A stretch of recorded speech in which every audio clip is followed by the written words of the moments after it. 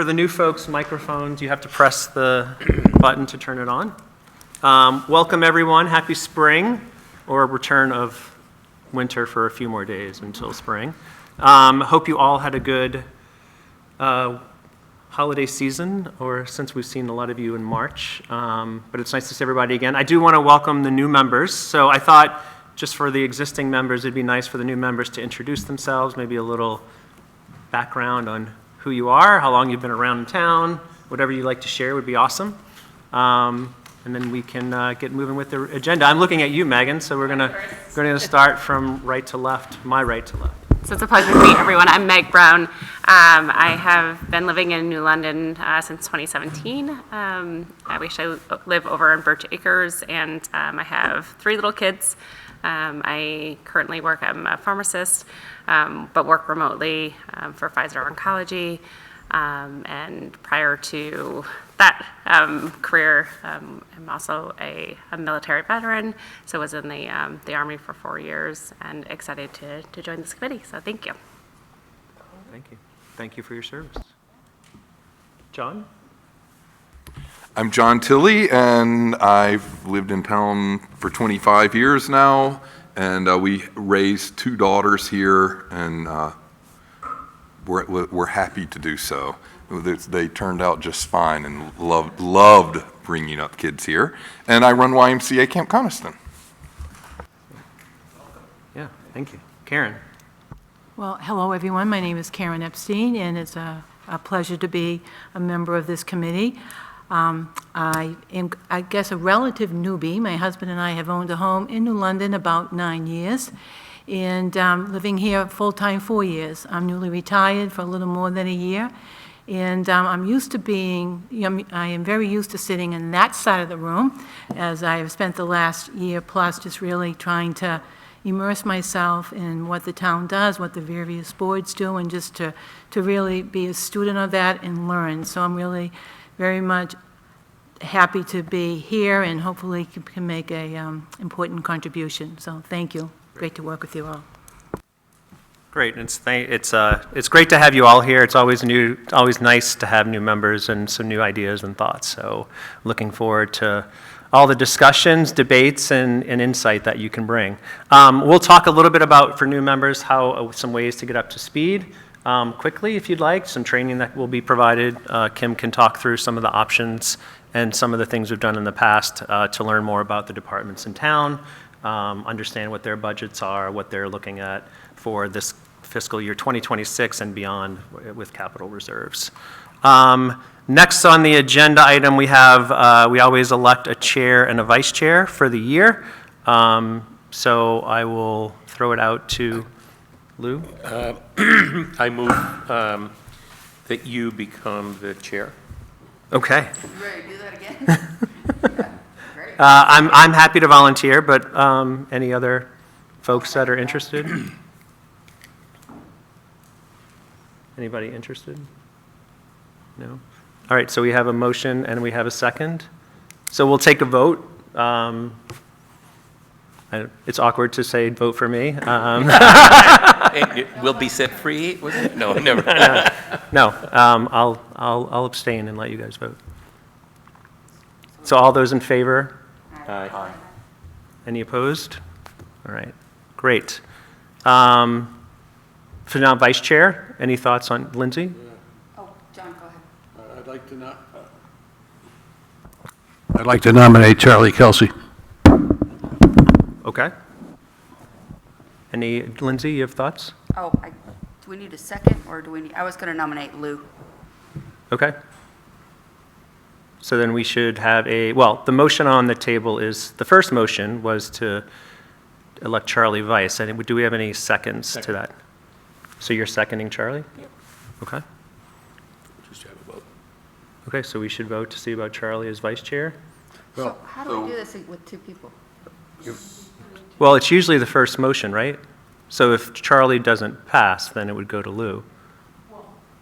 Then you can motion. Entertain other Right. motions. Yep. We still don't know how this works. So it's kind of first come, first serve when it comes to that, right? It doesn't work out that the person with the most votes wins.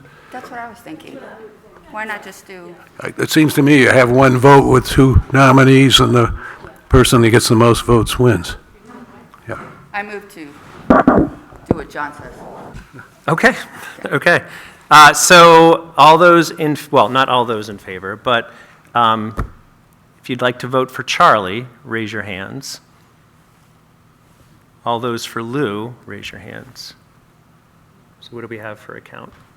I think we have more for Lou. Yep. Lou abstain. Okay. Sorry, could you raise your hands again so I can catch that? For Lou? I abstain. I abstain as well.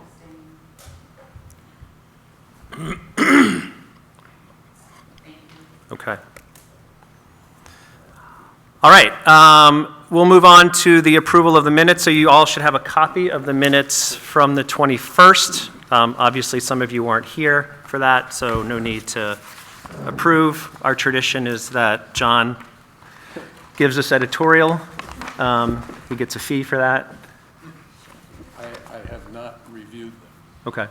Do we want to table the motion then and wait to the next meeting? Oh, I think you certainly should, yeah. Yeah. Okay. So we can table, is that okay to table the minutes? Oh, hey, Charlie, it's okay.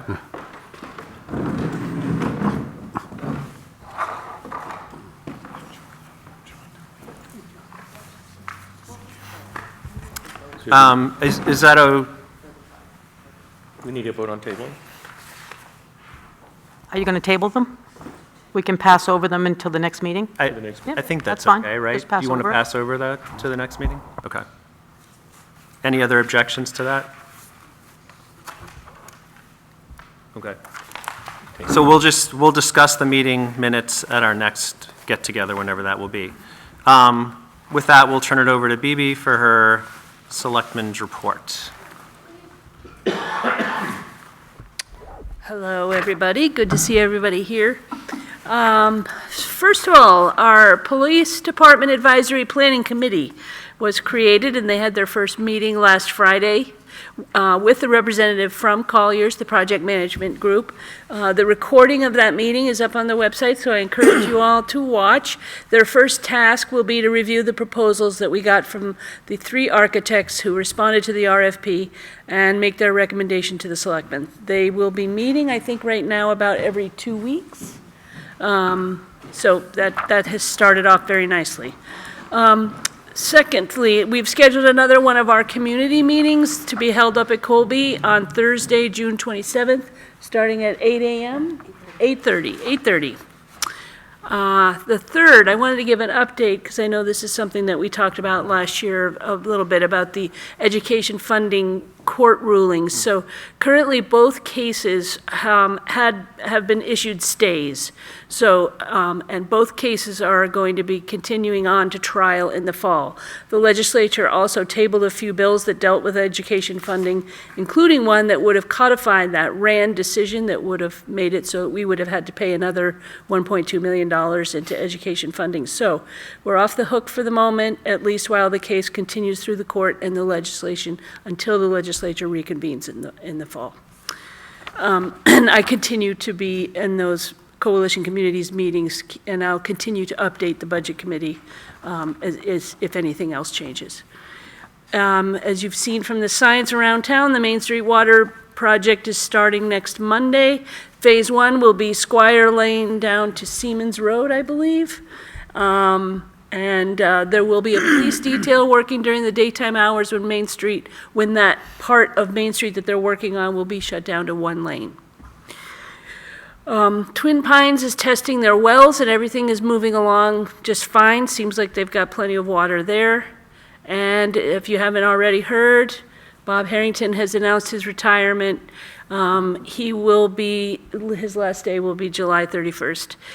Sam Clark, who is currently the wastewater supervisor, has accepted the position to replace Bob and will be starting August 1st. He's already transitioning in now and working with Bob to get up to speed. That's it. Lindsay? Baby, can you refresh my memory exactly what the particulars were with the state and education, especially for some of us who are new and or forgot? I don't remember the particulars, how that worked. Sure. I could take about 4 hours to go through the whole, the whole background of the way education funding works in the state of New Hampshire. It's very complicated, so I can send you all an email. I send a committee, email out to the other committee with links to different websites that explain it really well, much better than I would. But the gist of it is that the way that the education funding works in New Hampshire is it's all, as you know, through property taxes, and there's a statewide property tax that is collected based on property valuations and number of students that are in a school district. And where New London has such high property values, as does Newbury in our school district, we collect, for the state tax, we collect more than the state says we need to educate our students. And then the rest of the money that we need to educate students over and above what the state says we need, because what the state says we need is a very low amount. That's a whole other lawsuit. We collect through, again, continued local property tax. So the way it's been since 2009 is when a town collects more than the state says it needs, the town is allowed to keep that extra, it's called excess swept, to keep it. And what New London has been doing with that money is it still goes against the bill from the school district, right? So now, the court case that came out said the towns are no longer able to do that they have to take that excess swept and send it back to the state, and then the state will distribute it out to other towns that aren't able to collect enough money. So thus calling us a donor town, which is what happened after the Claremont case. I mean, this goes back to the mid-90s, when lawsuits have been filed against the state saying they're not properly funding education. The bottom line is that New Hampshire is not properly funding education. So that's the short. So I will send you all links and websites and things, and you can brush up on it. But what's happening in the legislature and what's happening in the courts, it's not only going to affect New London, it's going to affect many more states, towns. And so people are going to start screaming and yelling about it more, and hopefully the legislature will take this opportunity to really take a hard look at how you're paying for education in this state and fix it. Does it only negatively affect donor towns? So Yes. those are the towns that would have the biggest, the tax burden, the extra tax burden potentially. Right. And it's approximately 27 towns, and we're talking about 28 or so million dollars. Right. And, you know, we're 1.2 million. Newbury is about 980,000. Sunapee is about 1.7 million, I think. Moultonborough is 5 million that they would, so it's a substantial number of towns with, you know, it's an interesting conundrum. BB, could you, I'm sorry. No, go ahead. But I want to pre-worry, so Right. with that in mind, and we go through the courts and we keep kicking this thing, we've got a $1.2+ million liability eventually. Mm-hmm. We have the 1.2 million already in reserves, or is that, is it, how, I guess that, Right, we have Sheehan, Finney, and Bass on retainer for all this. Yeah. All of the towns, 26 towns, we have Sheehan, Finney, and Bass representing us. We asked that question, should we be putting a warrant article in this year's town meeting to put aside $1.2 million in case we're going to be liable for this? And they advised us not to. Do I have that right? So we didn't. Some of the other towns were considering it. I don't think any of the towns ended up doing it. okay. So I think that was a safe bet, honestly. and again, I know you're going to send us information. I guess my confusion is we're already collecting extra. Yes. Mm-hmm. So if we didn't collect that extra, we would owe even more? Yeah, sort of. Okay. So, and the attorneys for the plaintiff. We're trying to say that there's a small number of these group of 26 towns, there's maybe 3 or 4, who, as a result of the fact that with their property valuation and the number of students that they actually have in their little town, they have a negative tax rate, right? And/or a couple of those towns are taking that excess money and they're using it to buy a dump truck or something like that. The majority of these 26 towns is keeping that money and they're still putting it towards their schools. So, there's, like I said, it's such a complex issue. Yeah. But I just want to make sure everybody is aware of it and that we just keep it out there because it could result in a big change to our tax rate eventually if the state redoes the way they. But it starts in the legislature. Correct. But then there would still be a lawsuit, which could Well, take time. the lawsuit basically says to the legislature, you guys need to fix this. It's up to the legislature to fix it. So, BB, just a couple of questions, because I'm yeah. only nominally confused at this point. Yeah. So this $1.2 million, is that an annual distribution that the town makes? Is this 1.2 cumulative? Does this 1.2 come back every year and then we put it back to Kearsarge that year? Like, what's the workings of the 1.2, if you would, just so I understand? It's annual. It's part of the total amount that's collected in the so you'll learn when you're doing the training, there's 4 parts to our tax rate. So one is the local town, one is the local school, which is over the state, one is the state, and the other is the county. So collect that through the year over your 4 payments, and we pay the bill to the school district one time. Yep. You're welcome. John, why don't you go, and then we'll go to Lindsay. Getting back to the RFPs, were they just for conceptual drawings? Is that what they're for, or? They were for, and I was just looking them over. So there's, Emily, do you want to say that they're for drawings, they're for site selection, they're for assessments of the current facility and the needs for the police department? Have I got that right? There was 3 major things. Okay, thank you. Yep. Chris, is it okay? So, from my understanding, in regards to what we're collecting for the schools, is we are collecting as a town above the required amount, basically because our schools just wouldn't function appropriately without that money, and we are then applying that back to them. But this would be... What we're collecting is what the state says. Correct. It costs to educate one child, which is approximately $5,000. Right, and it costs us like 18, It costs us 20. 21 or 2 Yeah. we're up to now. Okay. So after the state gives us our money to pay the $5,000, we then have to collect another $15,000 per student Correct. for our district. Now, and then keep in mind, New London, we're regional districts, right? So we have 7 towns. So New London and Newbury pay the majority of the bill for the school district. Well, We pay a little bit more than $22,000 for each one of our students, but that's a whole other ball of wax. It all evens out. We're all very grateful to have a 7-town district for our students. absolutely. I know, you guys are all. But I'll be prepared to do a few hours of reading and all the stuff that I sent to you. And happy to talk to anybody about it offline at all. Lou, you have a question? Yeah.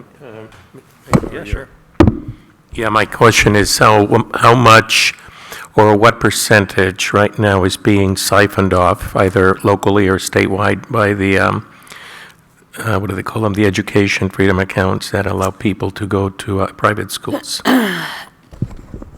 You're going to have to forgive me, Lou, because I can get that information from you. So that's separate.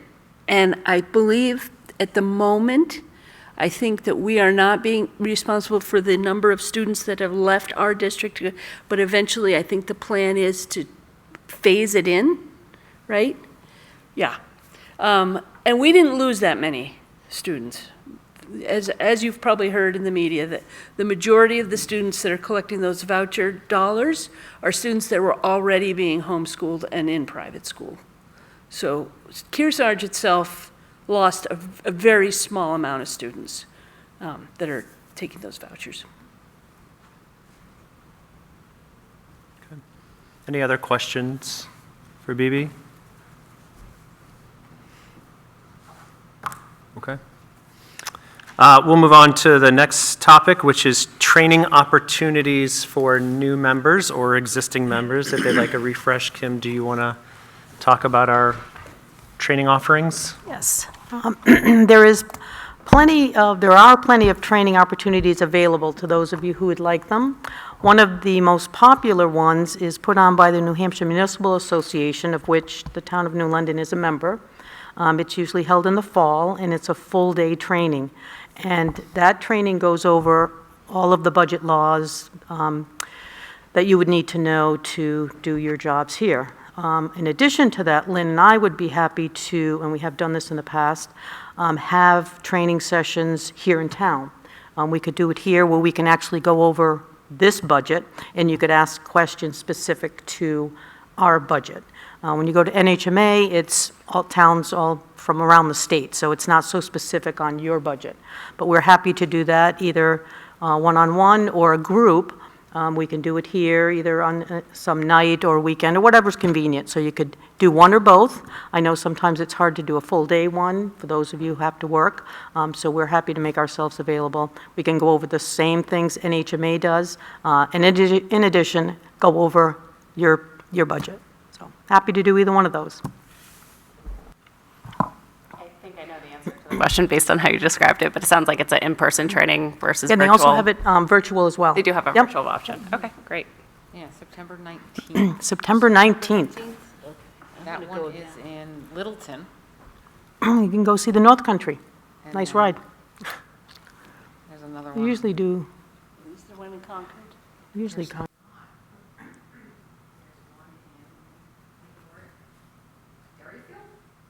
On what day? Which one is Dairyfield? what day is Dairyfield? That's on, September 10th. But they do usually offer them. I did it virtual because it was my second time around. Is there an online, like on-demand option that maybe has been recorded before that people can take at any time? Did they have it available? They do record it. We can check on that. Yeah. Kim, you put out the manual online. Yep, the manual's online. Now, I gotta say, if you just sit down and read the manual, you got it all. I mean, Okay, John, but otherwise- you're not having the one-on-one with one of us. I'm Yeah. just saying, but yes, And it doesn't take that long to do it. And otherwise, well, anyway, that's my suggestion. I think Try some reading the manual. I think it works very well. some people like going in person because then they can talk to other budget committee members and sort of commiserate, Okay. Or questions that you might questions have. and answers, yeah. The idea of you guys doing one. Yeah, we could do it our here. existing budget, though. Yeah. Right, because then you could ask specific questions about our budgets. So I think we'll leave it to individual committee members if they're interested in the live sessions or virtual, maybe online or manual. You could contact Kim for more information.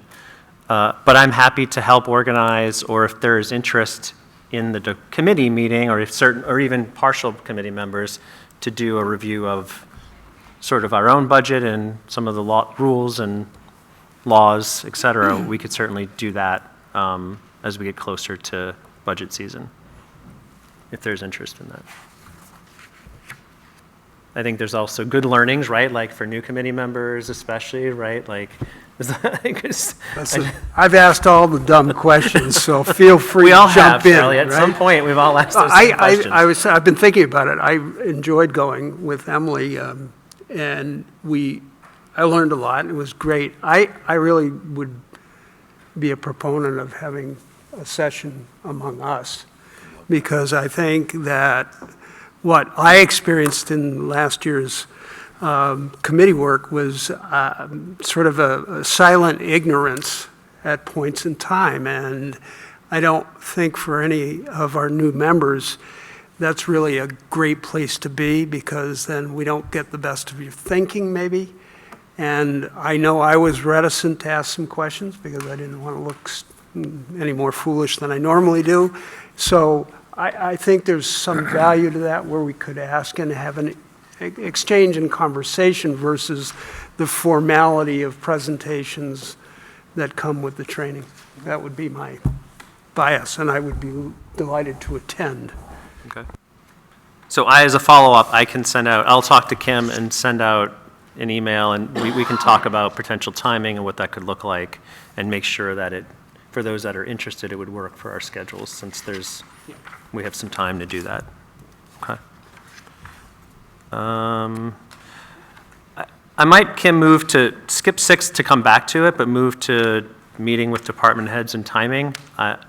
Again, for the newer members, in the past, what we've done is set up times with each of the department heads to have an open session where you're free to go talk to them, learn about their department, learn about their budget, learn about what they do, sort of what they're thinking of what the current state is and future as it in regards to budget.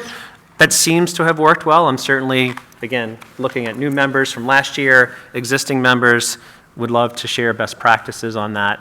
But typically, we've set that up, again, in the summer, a little bit closer to when the department heads have to have their budgets in, because they've put some thought into it. They don't necessarily have all the hard numbers, but they know where most of their dollars will be spent. Again, open to committee members chiming in on their thoughts on, do we want to continue to repeat that process of scheduling those meetings with department heads over a week, over a couple of weeks, to allow folks to go to any ones that they're interested in. I know in the past we've also had people sign up to say what's your primary, what's your secondary, but it sort of evolved in the last couple of years to, I know some people went to every one, some people might have gone to 1 and 2. It seems best to schedule those over the course of a couple weeks and let people just choose what they were interested in. And trying to make it work schedule-wise for the department heads as well as the committee members who may have jobs. Yeah, go ahead, Lou. I have a request that this is going to be a busier than usual year, especially for the first responder community. It is going to be an election year, and as a result, I believe that we should be judicious in trying to consolidate all our requests for training as much as possible, and as well as, before and immediately after November, make sure that if we have a meeting with any of the first responder community, and that includes our public works, that we try to consolidate it as much as possible. So it's not individual people meeting with the police chief, it's all of us meeting and trying to take as little of their time as we can, because it is going to be between planning and a whole bunch of stuff that is going to happen. I do believe that the year is going to be a lot busier.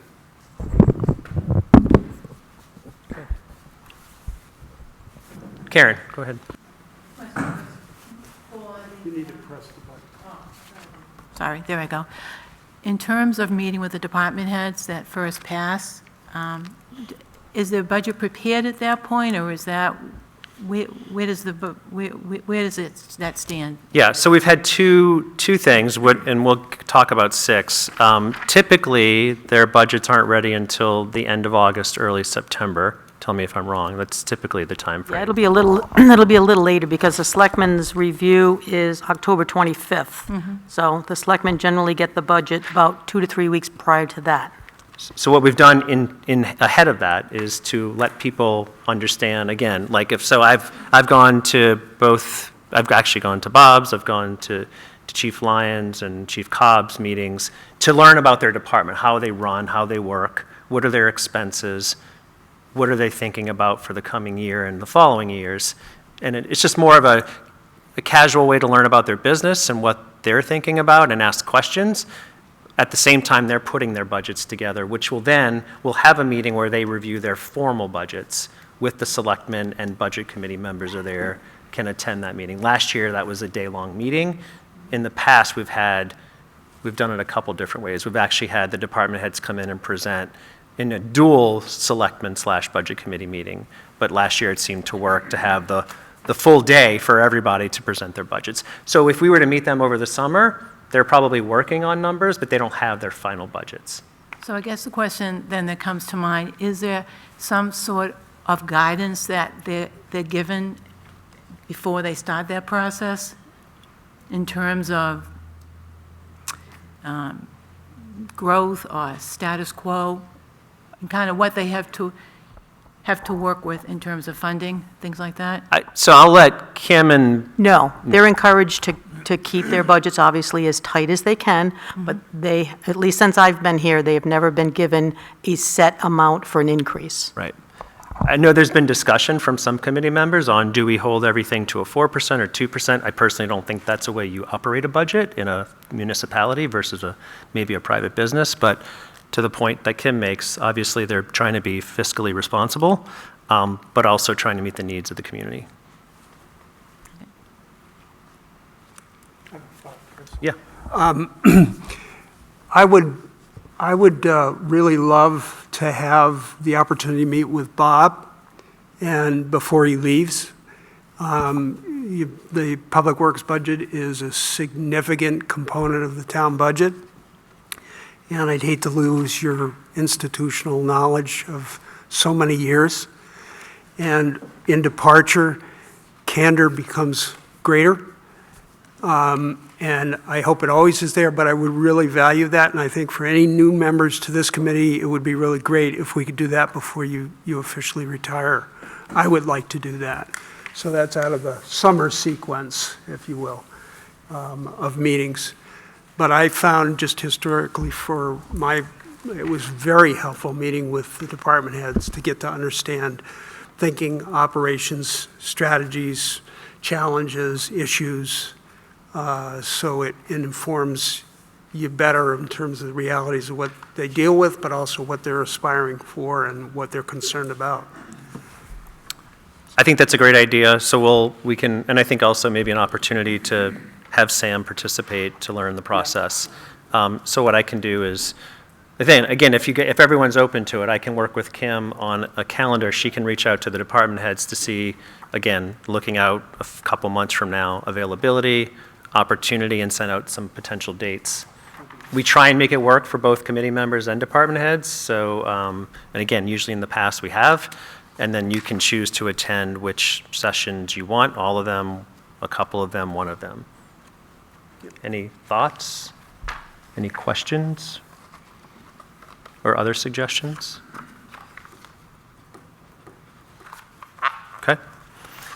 So I'll follow up with that. And then, so Kim, you mentioned the timing for the review. You said again, what was the date again? The Selectmen's review is Friday, October 25th. Okay, so I would encourage budget committee members to put that date on their calendar. So Friday, the 25th of September, which will be the day that the department heads present their fiscal year 2026 budgets to the selectmen. So September 25th? September 25th? October. Oh, sorry, I October thought you said 25th, Friday. September. Okay, October 25th. 25th, yeah, Friday. Chris, as clarification, did we not agree at the end of this past session that we were going to do this in combination with the select board, as opposed to having a separate budget committee review of budgets?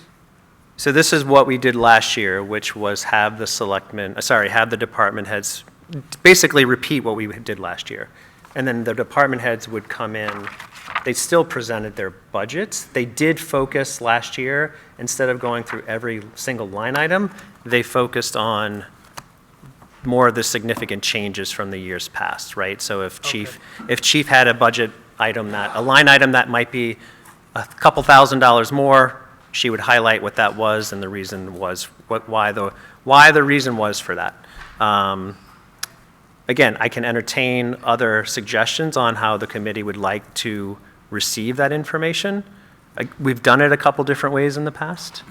Right, this is, I think, the third way, right? This is the third way. Right, so early on, John remembers this, when the selectmen would look over their budget in several meetings.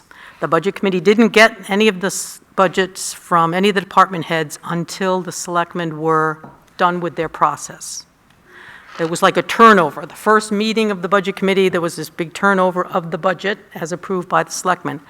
Then we did a couple of years, I think, 2 or 3 years, joint. It was the Budget Committee and the selectmen who then heard together the department's budgets. Then this most recent one was the selectmen did sort of an all-day budget review. They completed their budget in the one day and turned it over to the Budget Committee. And that was a public meeting where It's a public meeting, questions could yep. be asked by Right. anyone in the public. I know Correct. not all members, I was not able to attend because of work, but other people Right. did attend and ask questions. Right, the selectmen asked any questions that they wanted from department heads and whoever else was present, and then the Budget Committee got the budget. And so I think we're thinking this year, if that's the same model you want to do, anybody can go to the selectmen's one-day budget, and if you did that, you might hear twice, because the Budget Committee would then hear the department heads' presentations to the selectmen. And we did that, I'm going to say 2 or 3 years, but I think the Budget Committee felt that it wasn't that helpful, right, John? Well, I think we felt like we weren't two independent organizations at that time. We were just one big group in the room, and that's sort of not what our state charge is here. Lindsay, you had your hand up? Defer to Charlie, I think he had. Charlie, did you have something else on that line of thinking? I was looking for efficiency. Did not attend the meeting of the Select Board last year, so I didn't have the opportunity. To John's point, I think there is an imperative we're independent of one another, but I think attending both, I wish I had, because I think I would have been much more informed and more intelligent about how to think about things. So I would be a proponent of this, keeping the separation, but being able to attend the public meeting as well. Yeah, and if we can't attend, there's a recording at least. Yeah. Not that you're going to sit down for 7 hours and watch a recording, but you can watch it over time. And I think also to the point of efficiency, there was a thought around, and the department heads still have to come and present their budgets over the course of multiple meetings. Again, they're not going into quite as much detail, but if we wanted more detail, we can certainly ask for that. But again, would encourage committee members to attend if possible. I understand for folks that have jobs that gets in the way. If you can't attend in person, encourage you to watch the recording and gather questions so that way when Chief Cobb comes and presents her budget, you have some background and information. And again, we can also, I'm going to say this as part of other business, but we can also ask Chief Cobb questions. What I just want to avoid is having 9 committee members pepper any department head with consistent questions over time and creating a burden for the department head. And I'll have more clarity around that when I talk about other business. I think that could create some inefficiencies, but I'll open up a little bit more on that. So the timing of the selectmen's meeting with the department heads is the 25th, and then we start meeting after that. Last year, our first meeting as a committee was, you said November 29th? I guess the question is, for existing members and new members, I'll throw it out there. Did you feel like we didn't have enough meetings? Did you feel like we needed more meetings? Did we feel like we need less meetings? I want to say we didn't meet one time. I know we had some breaks because of the holidays. I think we didn't have every single meeting. I think we were able to cut one out. But I want to throw it out to committee members on their thoughts on, do we want to continue the process last year of having the department heads present their budgets. Again, one night could be police, one night could be fire, one night could be highway, or is there another thought around that? John, do you have an opinion on? Of course. Yeah, no, I'd like to see it that way. Certainly, there are some departments that we can combine, like we did. Does that mean after October 25th, the budget is ours to pursue or work on, or As soon as Lynn can put in things in the computer, it usually takes about a week for us to, not maybe a week, depends. Will we have the The new? selectmen need to make decisions. Now, generally, they did make the final decisions, but it could be that they might need some more time, but I would say a week. Because my suggestion would be that if we could start earlier and have more free time around vacation, Yeah. I'd appreciate it. Yeah, I'm certainly open. I'm open to that if other committee members are. Yeah. Oh, okay. Will we have the software, this elusive new software to see? I am working very hard to have it ready. We had a little bit of a glitch in that I had to revamp the entire GL. So that set me back about 2 months. So all the numbers change and stuff. So we're now working on moving forward with it. At the very least, I will have the operating portion of it, maybe not the personnel portion. So we'll at least have that. I can continue working on the personnel portion and hopefully get that done before we get started. So I'm working hard on it. Are there any other thoughts or opinions on starting a little bit earlier? I like starting earlier if we can. Okay. Anybody else? Mark? You good? I support that. Starting early. So, instead of late November? Yeah. Okay.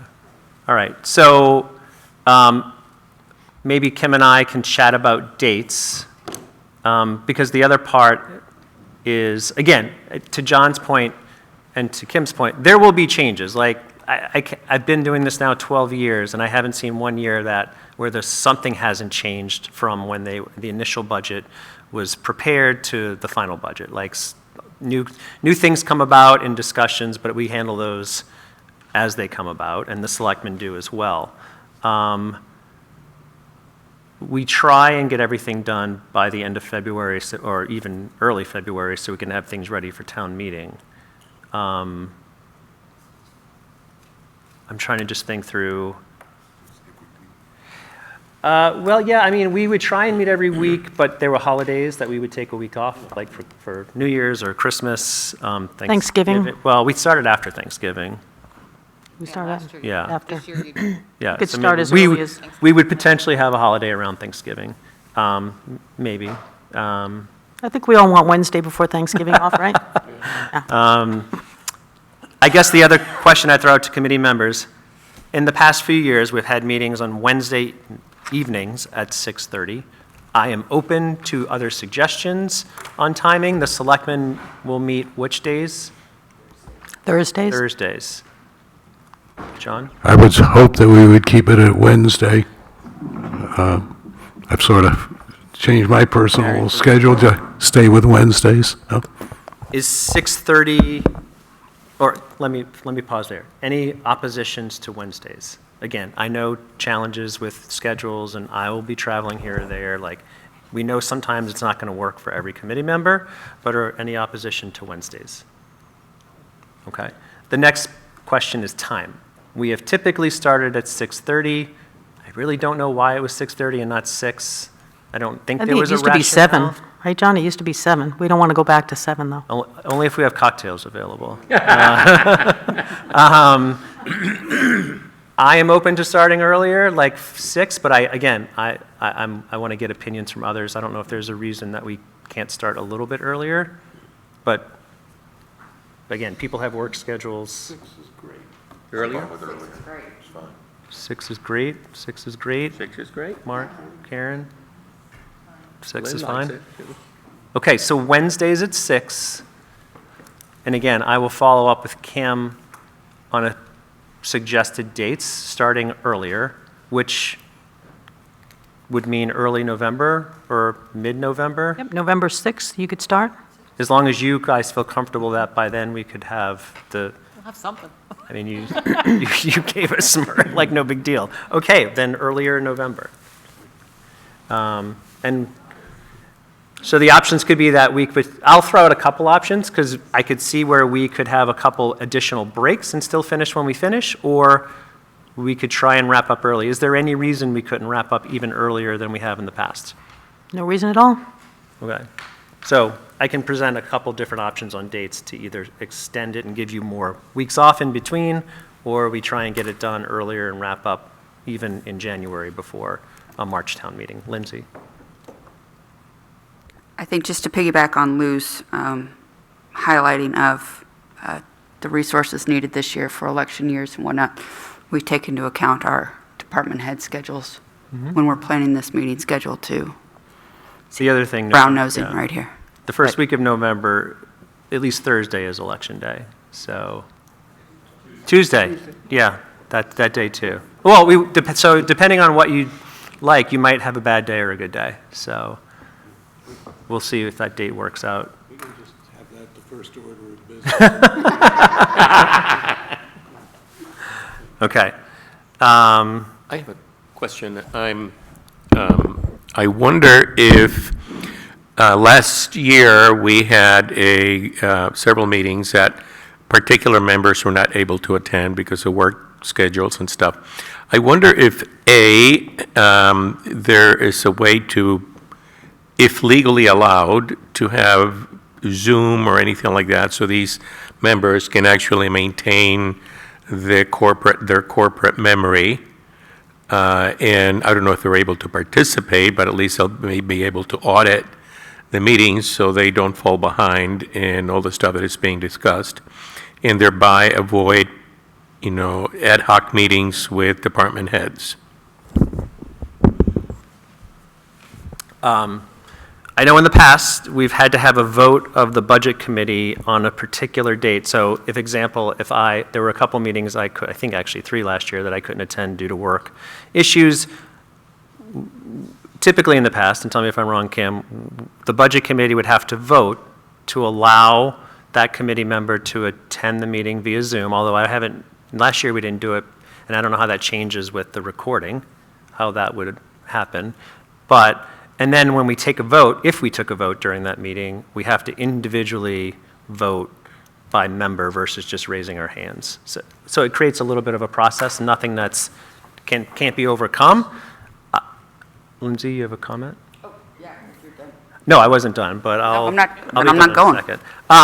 So I'm open to that. The other option is, we haven't voted until the end, right? So all those meetings were discussions and debates and conjectures back and forth. I would say that my thought is, because that final meeting is voting, that we try and find a date that works for everybody's schedule. What I would hate is that people go through this entire process and spend 3 months, 4 months of their time, and because of a travel schedule or an issue, they can't attend the voting meeting. So that means we have to move the meeting to Thursday. I'm certainly open to that. Doesn't mean my schedule, it could be anybody's schedule. That's, I think, the most important meeting to attend. Obviously, we want people to attend all meetings if possible, but to your point, life happens. At least the Zoom recordings, to me, are a way for people to catch up and audit them, like what's going on. I guess I'd throw it back to Kim from a legal standpoint. If a committee member wanted to attend the meeting live, yet they were out of town, do we still follow that process of the committee has to vote to allow that to happen? Yes, and it's supposed to be it's not just because you don't feel like driving in. You're literally out of town, you're in the hospital, you're completely unable to attend. And as Chris points out, it makes it more cumbersome to run a meeting that way because we have to have roll calls for each and every vote that there is. So I wouldn't do it lightly, but it is possible. And we do try to record all meetings, but like any technology, there can be glitches, so don't depend on that. We've done pretty well recording, but it could be that something happens and it doesn't record, but Yep. should. So let's consider it ad hoc basis then. Right, it would be nice if we knew in advance. If somebody can't make it, let us know, so Yeah. We'll be ready for it. But that vote has to happen at the start of the meeting, right? It can't happen. Right, and I mean, I think I've not heard of this budget committee ever saying no to somebody, even way back before we had audiovisual, it was, people were able to do it by phone, Phone. right? You couldn't see the person, but I've never heard of a budget committee saying no to somebody that wanted to participate virtually. Great. Any questions or thoughts, objections? Lindsay, you still had a comment? No, you covered, thank you. Okay. Okay. So we've discussed the budget sessions, we'll give you a couple of options, training opportunities for members, October 25th for meetings with, well, at least that's when the department heads will present their budgets, and I'll work with Kim on some timing for those meetings over the summer. I guess before we move to other business, any questions or, yes, Karen? I guess I'm not really clear on training for new people in terms of learning more about departments, meeting department heads. Is that commingled with the summer sessions you described, or is it separate? Yeah, I'm so not really clear on that. I was looking at the trainings would be more formal and potentially informal, right? So there's the manual that John mentioned, which is just Right. the rules and the regulations Right. around budgeting, right, for towns, or the municipal association. We've talked about potentially having a session with our committee member where Kim and Lynn could run and talk about, using last year's budget as an example, talk about the process, how we do things. The meetings with the department heads would be an opportunity for you to learn more about that department, where they spend their money, what are some of the issues, things that they're looking at for this coming fiscal year 2026, and maybe even beyond if there's a capital reserve discussion. So that would be incumbent upon you to attend that meeting, but as always, those department heads would be open to having discussions if there were questions. So we would arrange all that. We're going to Is that arrange some with Kim, or- dates. Okay. Yeah, I'll work with Right. Kim, with the department heads to arrange dates that work, and then hopefully have availability that people can attend those sessions. Any other discussions or questions around meeting timings, et cetera? Okay. Other business, one item I wanted to bring up, and we talked about it at the end of last year. There's no rule or regulation, but I think as a form of courtesy to budget committee members, if you have a question or you're seeking information from a department head, I would just ask that you copy in the other budget committee members, because they may have the same question. And what we're trying to do, Lou talked about, is trying to be efficient and also be thoughtful. Last year there were members who had questions for Chief Cobb around issues, and all the department heads. And that would end up in 4 or 5 requests, but then other people had questions. And so just trying to avoid extra work and or hard feelings when some of that information might take time, may not be priority at the time. So I think just as good business practice, if you have a request from Chief Cobb, for example, please copy in all of the budget committee members as well as Kim and BB, so that we're just aware of what that request is. My only concern with that is sometimes the questioning breeds other questions or subsequent questions that we hadn't thought of. And we're passing up the opportunity to get those answers if we have to script everything ahead of time.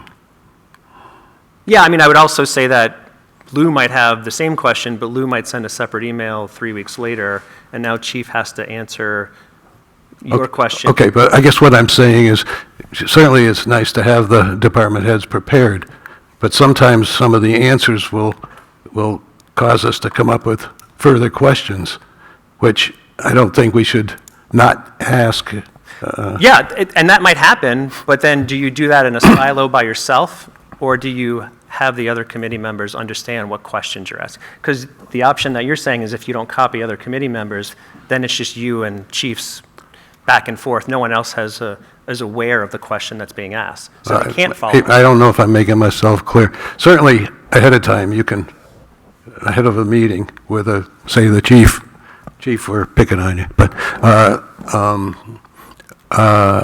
we can have prepared questions. Oh, absolutely. But sometimes one of her answers might cause us to say, gee, I got another question that because of her answer.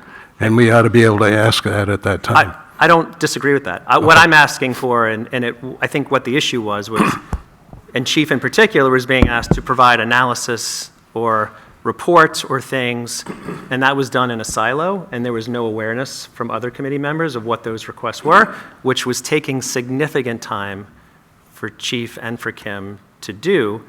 And again, I think it's just a best practice, as we're all committee members, to have that same information or understand what's being asked of Chief. Right, but I think what Chris is talking about is just questions like to familiarize yourself with the department.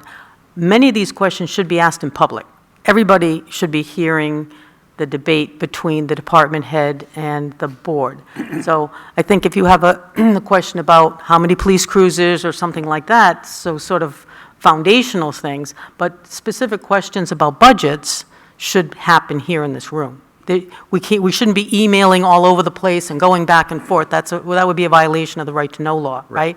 Most of this stuff should happen here in the room, and I would just be asking the chiefs or the public works or Adam or whoever questions specific about their department, just to, about their department, not about their budgets or anything like that. Those questions are here. So again, I'm not saying there's a law and that this is the rule. You can obviously do what you want. I would just ask as a courtesy to copy in all the committee members on those requests. Yeah, and I just want to, just a point of order to further clarify what Kim was saying, is that by law, we're not allowed to debate or discuss budget committee issues or matters via email. It's supposed to be a public discussion. So it gets so convoluted because I understand what Dr. Wilson is saying. Like, organically conversations occur and more questions evolve. So I think just being cognizant of our department heads' time and their resources and just being respectful. And I think we all have the wherewithal and bandwidth to do that. So. Yeah. I think, John, there's probably a gray area of like, oh, Chief, by the way, like I forgot this. Do you have that information? Versus, can you provide me an analysis of, I don't know, pick something, the next 4 years for gasoline, whatever. Like, those are the type questions that I think it would be nice for the other committee members to understand what's being asked. And to your point, they may have additional questions. Or could prepare for a meeting ahead of time to say, oh, I want to know more about that. I suspect if we just keep respect and being nice in mind, Yes. that this can all sail along very well. I would agree. Thank you. I would agree. Yeah, I have three things that primarily from my experience over the last 2 years, and hopefully I'm pretty firm on number one, civility. Last year there were a couple of times that we transgressed on that, and it actually, Dr. Wilson, you made, I really enjoyed your extemporaneous remarks because it was needed. And I think that we need to avoid that. So I would encourage all our fellow members to employ the utmost of civility in dealing with in our budget committee. Yeah, we can be vehement, but we can still be civil and respectful. Number two is goals. And, I've got, 35 years of federal service and a whole bunch more in the service of our community. Budgets follow goals and objectives, and I made the point last year that it is the goals and objectives for this town are set by the Board of Selectmen, and those are things that we need to respect in ensuring that when we have a budget, when we frame and draft a budget, that we are cognizant of these goals and objectives, and I think that the Board of Selectmen had made a couple of meetings on that, and I'd like to, find out how they were.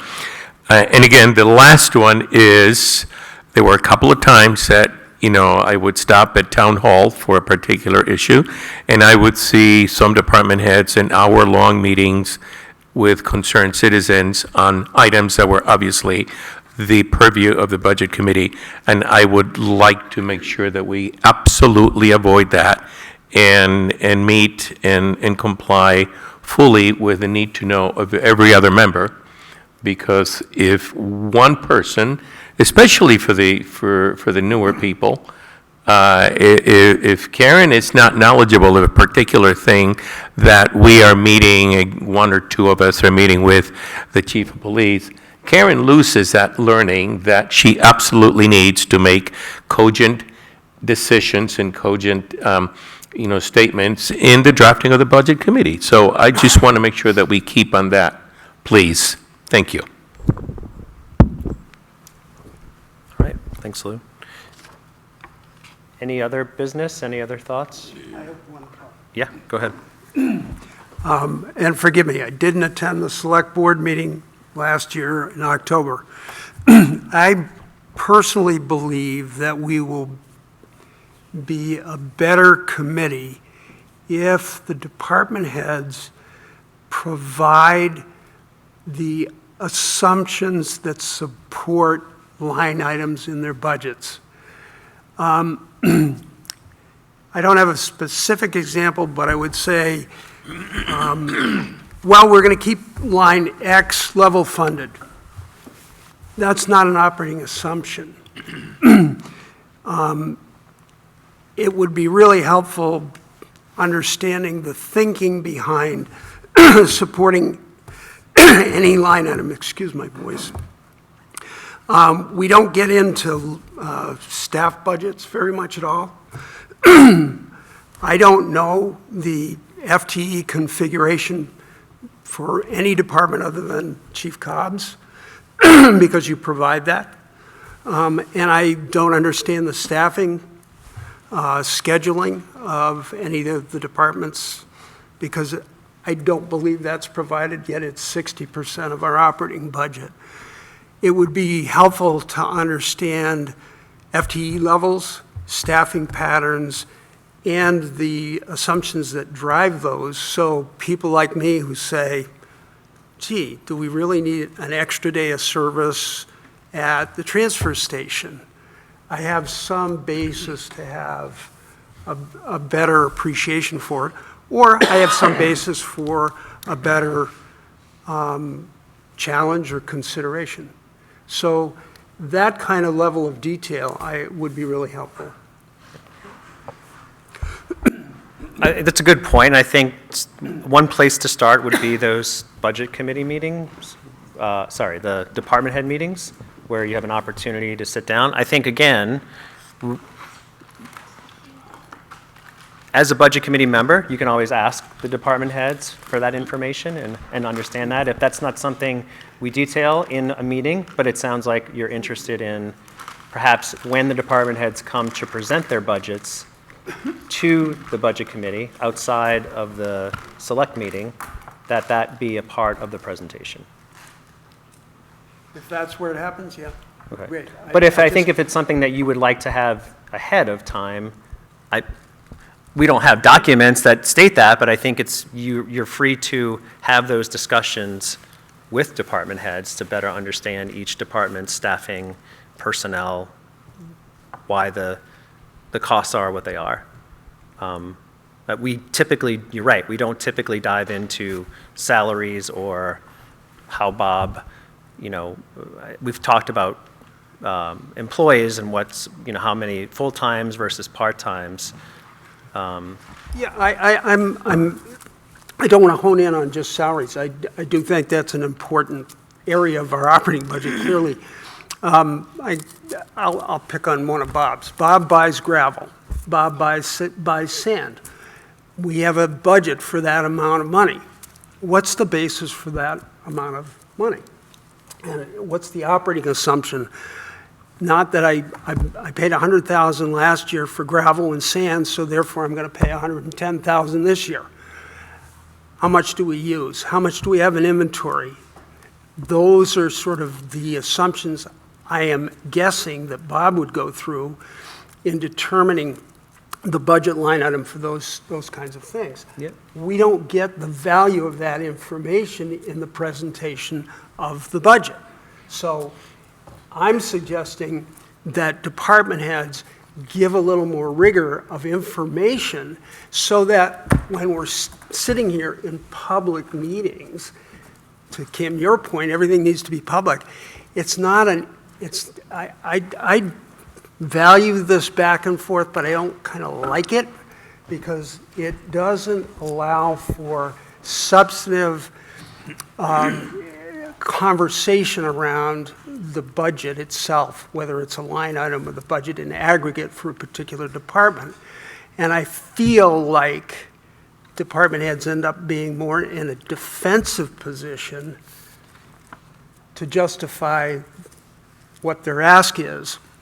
And I would feel more helpful and productive if it was a conversation that had the substance of what's the thinking behind the number, whatever the number may be. Yeah, I think it would be important for the department heads to understand what specifically you're looking for as part of that presentation. They obviously can't anticipate every single question, I think, to your, and I won't speak for the department heads. Emily, yeah, 1 second. So in the past, they have, when they've presented their budgets, again, I'm going to say last year, we had the meeting with the selectmen where that sort of detail was delivered or questions were asked about those types of details. I think when they come to present to the budget committee, it would be nice for them ahead of time to know, from your perspective, I am interested to learn more about X, versus spending 2 hours diving into every single detail of every single line item. So Chris, and I appreciate that.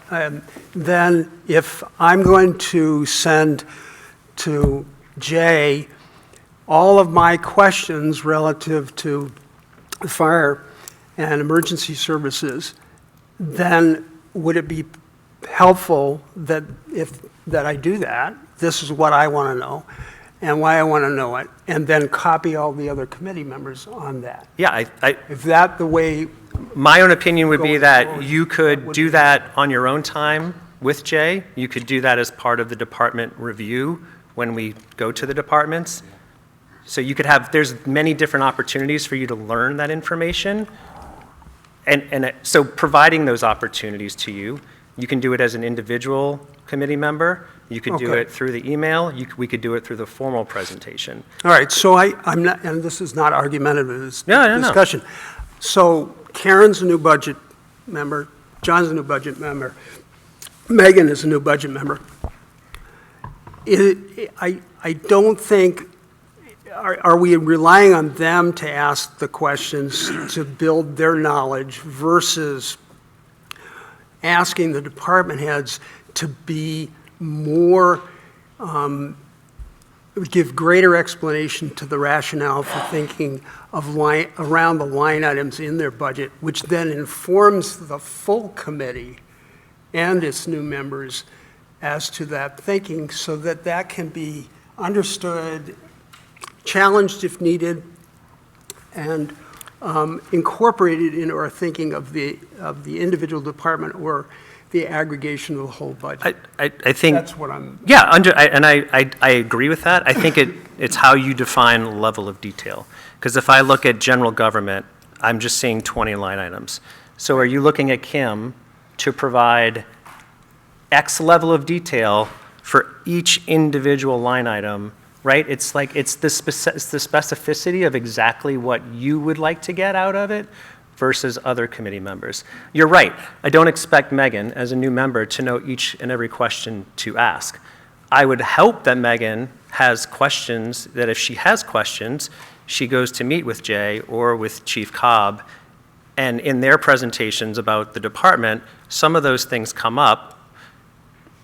She's not going to know every question to ask. Right. I would ask that Chief Cobb, for example, when she comes to present her budget, maybe this year, instead of just highlighting the changes, they give a brief overview of sort of the high-level thought process that went into the budget. But again, when you talk about, let's just talk about salaries and wages, I'm not quite sure the exact level of specificity you're looking for. That could be a really deep dive, or that could be, we have 9 FTEs, we staff these this way. Go ahead, Jay. Sorry, you were going to go before, Emily. Yeah.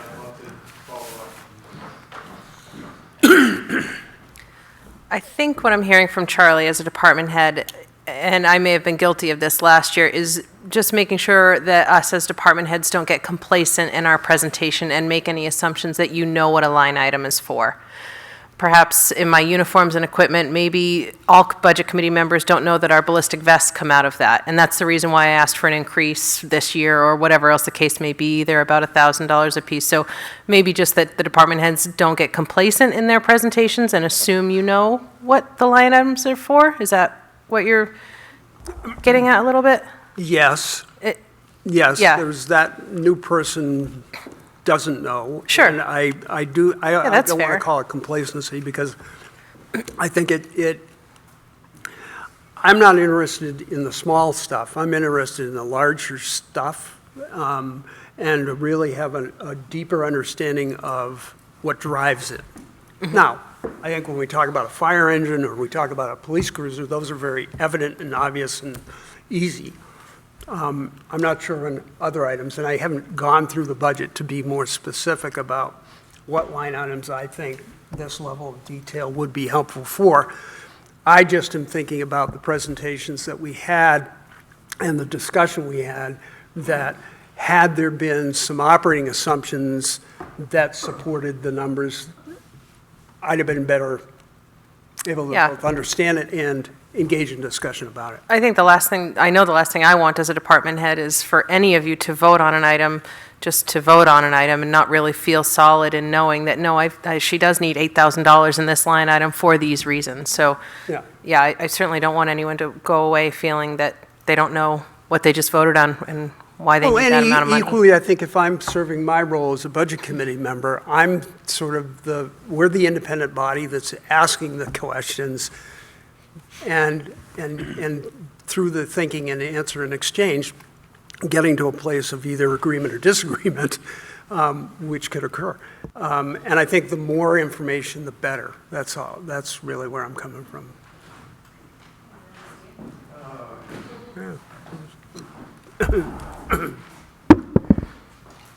And I think to Chris's point, one of the things that I think is hugely valuable is taking the opportunity to come for the regular tours. Not that I pride myself in doing this, because I use the same slideshow presentation as for the Citizens Advisory Committee. And so when we look at staffing levels, when we look at infrastructure, when we look at long-term plans, a lot of those things we describe over the process of an hour and a half, or whatever the case may be, and give the opportunity for a very casual, candid conversation to take place. So if a budget member, especially newer individuals that haven't gone through, if you're not able to attend something, and I know that everyone's very aware of the department head's time, but I do think it's important for someone to be feeling fully educated and sort of aware of what we're looking for and the reason for that. I'm happy to have multiple sessions if that would be beneficial for the group, if someone's working or if it's after hours or whatever the case may be.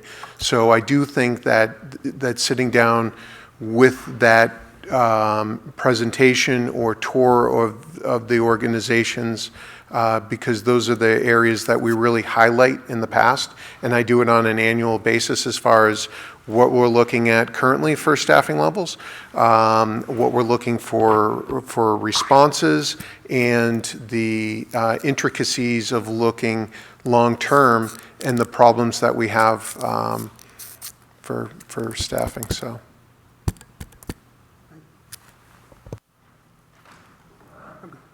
Okay.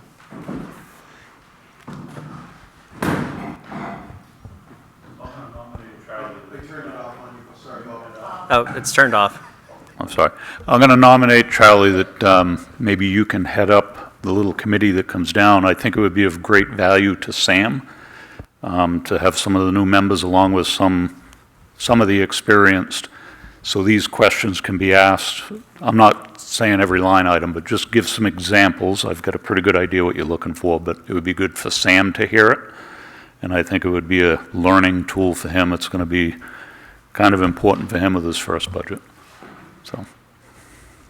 I'd be delighted to do that, and thank you for not volunteering me to go to the gravel pit to do an inventory. And I'm wide open on, I'm wide open July 32nd.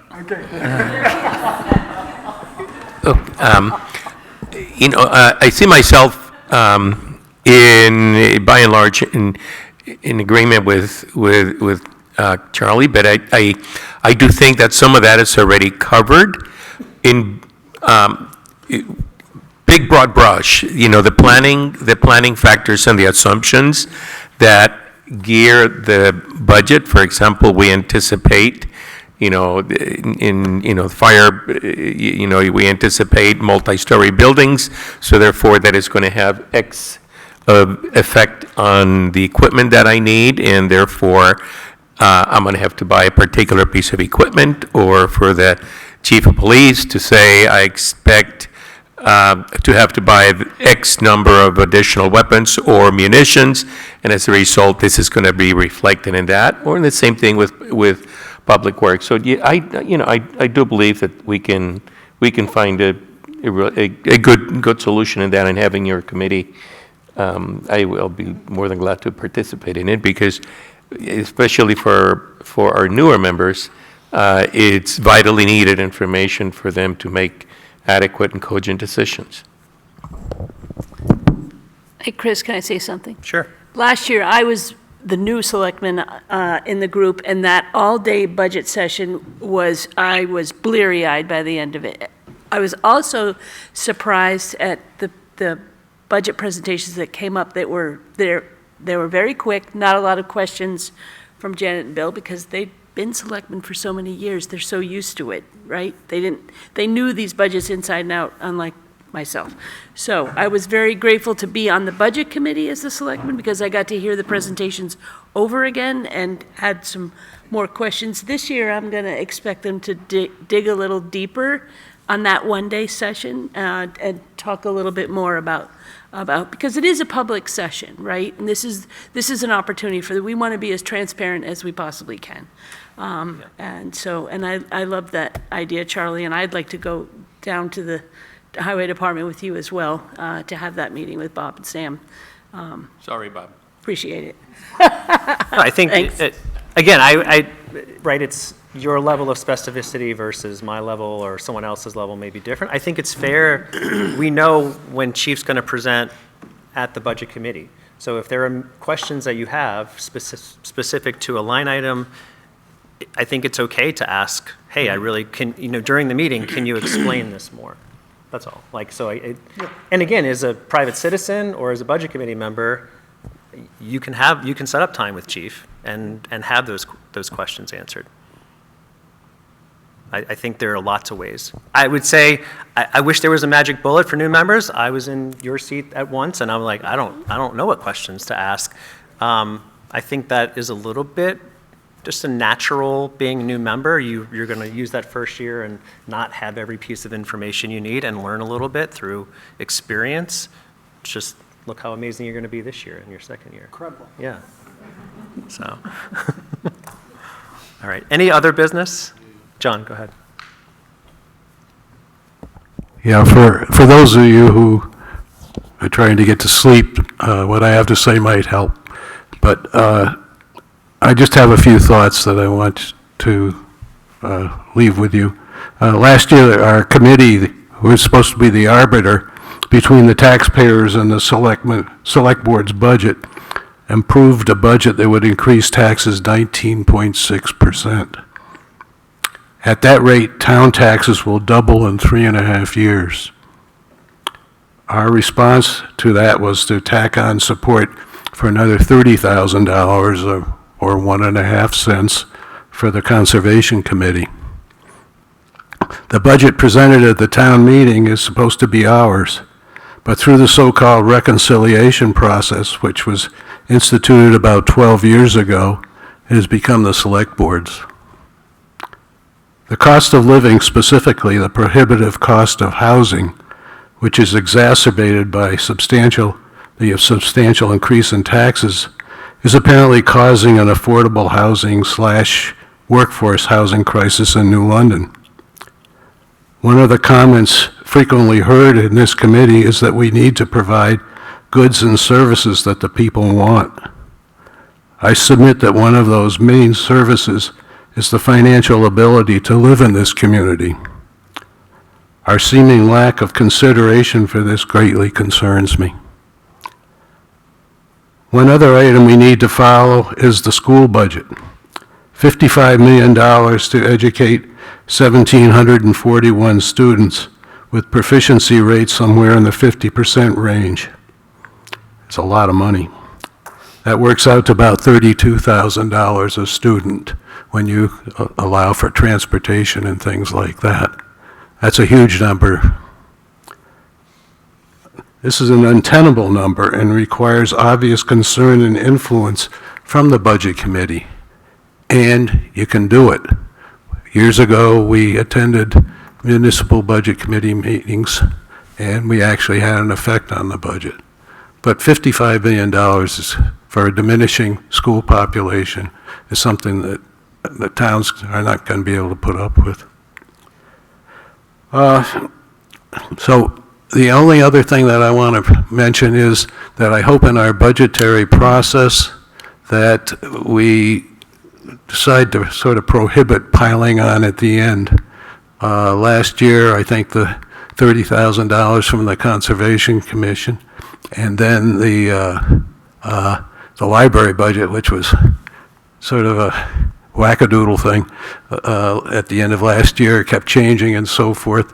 And it's hard to really think budget-wise when at the very end there's all this piling on of extra expenses. I think that needs to be done in an orderly fashion, and that unless there's an extreme emergency, real state of emergency, that we need to do it in an orderly fashion and then not allow these major changes at the end. Thank you. Thanks, John. I would fact check the 19.7%. 365 over 305. I'm just going to ask to make sure that that's an accurate number. That's a tax rate. Right. Tax rate. So the other point I would make, and just as a maybe to counter your point about reconciliation, as the Selectmen's budget, we go through a process, as you know, of reconciliation every year, where the Budget Committee and the Selectmen discuss the different budgets, and there have been many times where those budgets have been different, but we've worked together in a process and voted as a committee. We've changed numbers, the Selectmen have changed their numbers over the years. So I don't agree that it's the Selectmen's budget. There have been many years where the Selectmen have changed their budget because we had line items that were different than theirs. So I think saying it's one committee's budget is not accurate. That reconciliation process has changed the budget from both ends many years. But by law, it is one committee's, right? Well, it's the Budget Committee's budget that is presented to town meeting, and that is the one that we use to determine the 10% amount that the voters could go over.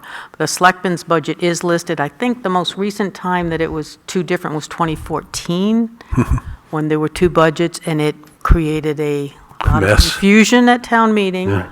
But voters are able to say, oh, how come do the Selectmen want X and the Budget Committee wants Y?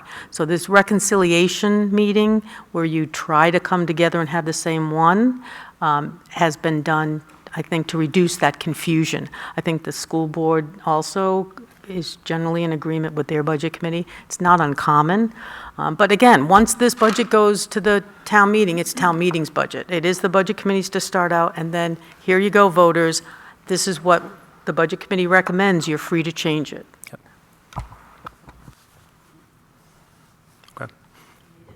They did last year, I think. What did they added? They approved the 30,000 for the conservation. That was John's favorite. That's fine. I just want to make sure as we give percentages and public debates that those percentages are accurate. But were you talking about the budget, John? Because the town portion of the tax rate went down because of the reval. Are you talking about 19% increase in the operating budget? I think in the report that was put out for the hearing, that the number that, after a $450,000 reduction, was going to be $3.65, and that the previous year was $3.05. We had the reval, so the town portion went Right. down. No, well, that's Right, true, because- but this was using the revaluated Right, numbers. but that was a guess, because we didn't have the tax rate until October. So when Right. we have the public hearing, we kind of guess, and I'm not even sure we guessed at the public hearing. But anyway, that would have been a guess, but the operating budget was up. Yeah, it's to $10 million, yeah. That's fine. I just wanted to make sure we give accurate numbers. Karen? Hi, if it helps, I just have in front of me what was at the public hearing, and it was for 2023, 305, and that was the tax rate.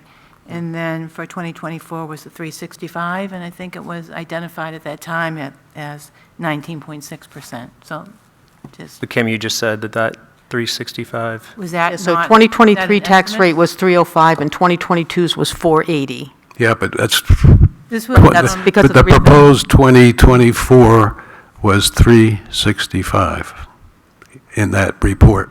I have it right That was here. our I guess. received it. That was a guess at the public hearing, right? But the Yep. tax rate ended up being 305.